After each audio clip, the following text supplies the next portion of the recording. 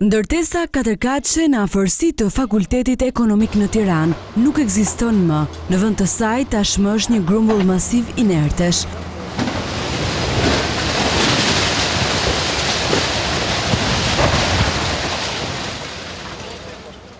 U mendua dhe u nis të shkatërrohej me shpërthim të kontrolluar eksplozivi nga forcat gjenjere, por tritoli në themele vetëm i dëmtoi strukturën mbështetëse ndërtesës.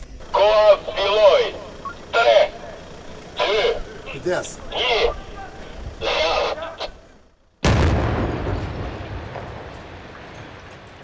Puna nuk ndaloi. Gjatë pasditës, disa makineri të rënda kanë vijuar punën për shembjen e ndërtesës deri në rrëzimin e plotë të saj.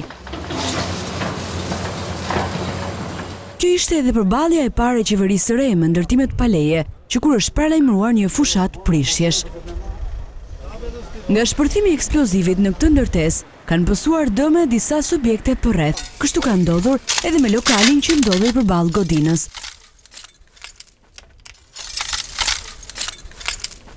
Janë të patë parashikueshme të gjitha.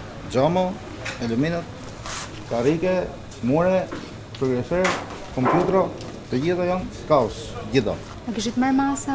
Nuk na lemërun për masë fare, vetëm na thonë që na let lëm dritarat qel dhe portën, edhe të largohemi nga lokali kaq. Keni komunikuar me ndokën? S'ka rreth asnjë. Unë në radhë parë të bëj një denuncim në rajon për dëmet që janë shkaktuar, edhe për masat që s'kan marrë. Në orët e para të ditës, pronari i banesës Kolgjok Markaj, bashkë me familjarë të tjerë, kundërshtuan vendimin e Inspektoriatit Ndërtimor Urbanistik Kombëtar me argumentin se dokumentacionin e kishin në rregull.